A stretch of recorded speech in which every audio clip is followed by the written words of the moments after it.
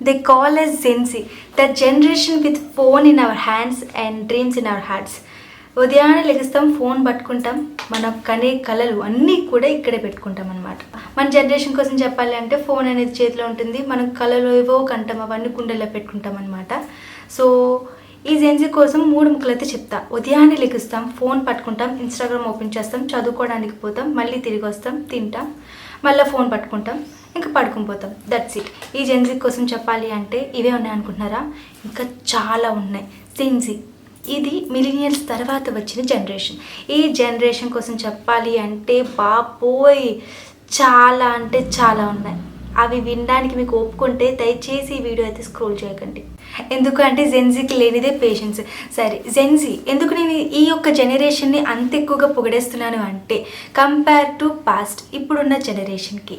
ఇప్పుడు ఒక అమ్మాయి ఆర్ అబ్బాయి జెన్జీ బుడత వెళ్ళి ఏదైనా ఒక కంపెనీలో జాయిన్ అయింది, అక్కడ వాడికి నచ్చలేదు అంటే గొడవైనా పెట్టుకుంటాడు, లేదు అంటే సైడ్ మెల్లగా తప్పుకుంటాడు.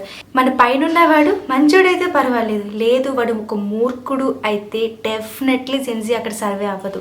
ఎందుకు అంటే రే నువ్వు కాకపోతే ఇంకొకడు ఉన్నాడు, నేను ఇంకొకటి దగ్గరికి వెళ్ళి పనిచేస్తాను, నా దగ్గర టాలెంట్ ఉంది, నాకు నీ కింద బతకాల్సిన అవసరం లేదు అనే మైండ్ సెట్ ఈ జెన్జీది అనమాట.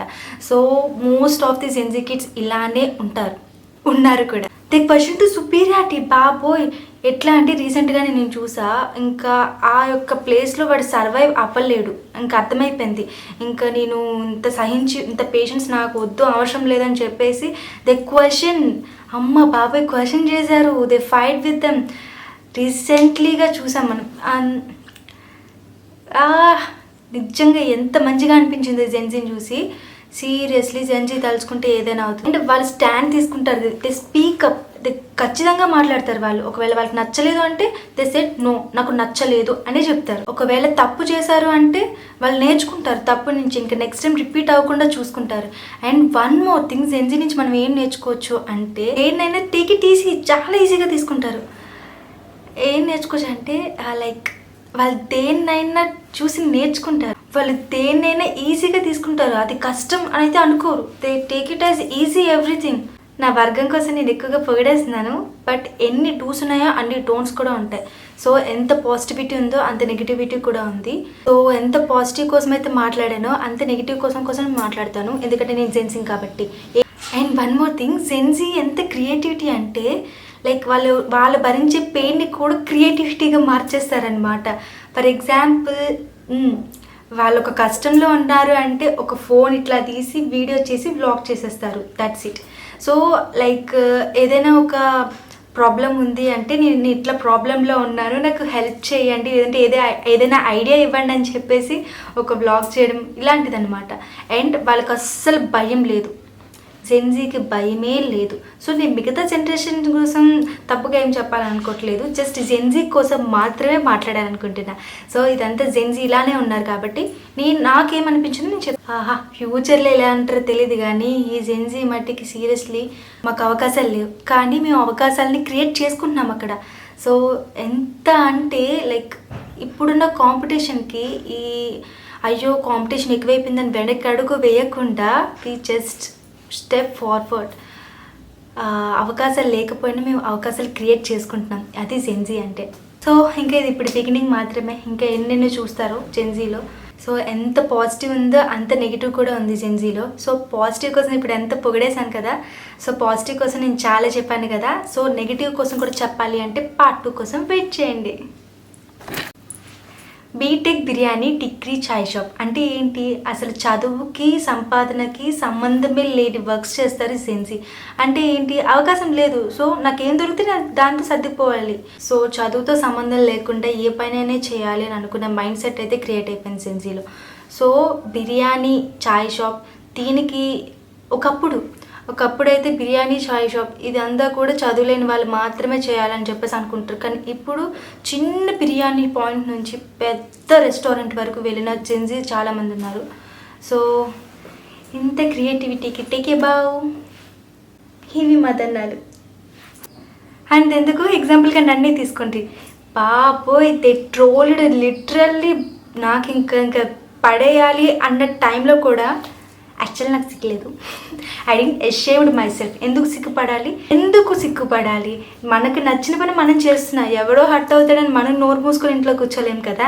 సో ఈ జెన్జీ ఏంటి అంటే ఎవరికి భయపడ్డు and they didn't ashamed them self. So నేను కూడా అంతే, ఏదో స్ట్రీమ్ అట్లయితే నన్ను కాలేజ్లోని school friends, street family and the friends అందరూ కూడా ట్రోల్ చేసి పడేశారు వీడియోస్ చేశానని చెప్పేసి. సో నేను ఏమైనా సిగ్గుపడ్డానా? ఇంకా చేస్తూనే ఉన్నా వీడియోస్. సో ఎంత దారుణమైన వాళ్ళు జెన్జీ అంటే ఎవరైతే మనల్ని ట్రోల్ చేసి మనల్ని ఇబ్బంది పెట్టాలి అనుకున్నారో వాళ్ళే సిగ్గుపడేటట్టు చేసే వాళ్ళే ఈ జెన్జీ. సో కొంచెం తెలుగు మిస్టేక్స్ అయితే ఉన్నాయి, కొంచెం అడ్జస్ట్ చేసుకుంటారని అనుకుంటున్నా. అండ్ ఎంత పాజిటివిటీ ఉందో అంత నెగిటివిటీ ఉంటుంది. సో ఎన్ని డూస్ చెప్పినా అన్ని డోంట్స్ కూడా ఉండాలి. సో రెండు బ్యాలెన్స్ చేసేది జెన్జీ. సో ఇప్పుడు వరకు నేను పొగడేసాను నా వర్గాన్ని. ఇప్పుడు మన వర్గంలో చేసే తప్పుల్ని నేను చెప్పాలనుకుంటున్నాను. నిజం చెప్పాలి అంటే మనంత బద్ధకస్తులు ఎవ్వరూ ఉండరు. వీఆర్ రియల్లీ లేజీ ఫీలోస్ బాబు. గుద్ద నిండా బరువే. అది ఒక పూచిక పుల్లది పక్క నుంచి తీసి ఇక్కడ పక్కన పడేయాలి అంటే తర్వాత చేసుకుందాంలే. 1 month తర్వాత ఎగ్జామ్ అంటే ఇప్పుడు బుక్స్ ఓపెన్ చేసే వాళ్ళైతే జెన్జీ కాదండి. 1 month 1 day బ్యాటింగ్, రేపు ఎగ్జామ్ ఈ రోజు చదువుతారనమాట, అది జెన్జీ. అండ్ అందరూ అంటారు ఫోన్ ఎడిక్ట్ అయిపోయావు అని. సీరియస్లీ జెన్జీ మనం ఫోన్ ఎడిక్ట్ అయ్యామా? ఏదో కొంచెం ఎక్కువసేపు చూస్తాం అంతేగాని ఫోన్ ఎడిక్ట్ అయిపోయి ఉన్నామా? లేదు కదా. సో ఏదో కొంచెం సేపు ఫోన్ చూసినంత మాత్రాన తన ఎడిక్షన్ అనడం వాళ్ళది తప్పు. యాక్చువల్లీ మనమే తప్పు చేస్తున్నాం. ఎందుకు అంటే ఫోన్ ఎడిక్ట్ అయిపోయి ఉన్నాం. అయ్య బాబోయ్, సహనం మనకి లేనిదే అది. నో పేషెన్స్ ఎట్ ఆల్, అస్సలు లేదు. కాసేపు కూడా నిలబడలేము. అంటే ఎలాగా, లైక్ ఏదైనా ఒక గొడవ అయిందనుకో వెంటనే తాడో పేడో తేల్చుకోవాలి, అదన్నమాట. ఎట్లయినా క్లియర్ అయిపోవాలి, లేకపోతే బుర్రలో మనకి ఏదో తిరుగుతూ ఉంటుంది. వాడిని ఎందుకు క్వశ్చన్ చేయలేదు, వాడిదే తప్పు అన్న టైప్ అనమాట. మనం most of the Gen Zs face చేసేది ఇది, సెన్సిటివ్. ఎంత సెన్సిటివ్ అంటే లైక్ ఒక అమ్మ కుట్టిందని చెప్పేసి అలిగేసి వెళ్ళిపోవడం, అదొకటే అనుకుంటున్నారు. ఇంకా చాలా డెత్ ఉన్నాయి, అవన్నీ చెప్పకూడదు. చెప్తే నాకు కాపీరైట్ క్లెయిమ్ ఇంకా చాలా దేన్నైనా గివ్ అప్ టూ ఈజీలీ. మనకి గ్రీఫ్ అనేది చాలా తగ్గిపోయి ఉంది. అంటే ఏంటి అంటే ఫర్ ఎగ్జాంపుల్ ఎవరైనా మనకి బాగా దగ్గరైన వాళ్ళు మనం కోల్పోయామనుకోండి, వాళ్ళు అంతసేపు ఏడవారు. ఒకప్పుడు ఓలమ్మో ఓల్ నాయనో అని చెప్పి ఏడ్చేవారు. అంత అంటే లైక్ వాళ్ళు ఎక్స్ప్రెస్ చేసే విధానం.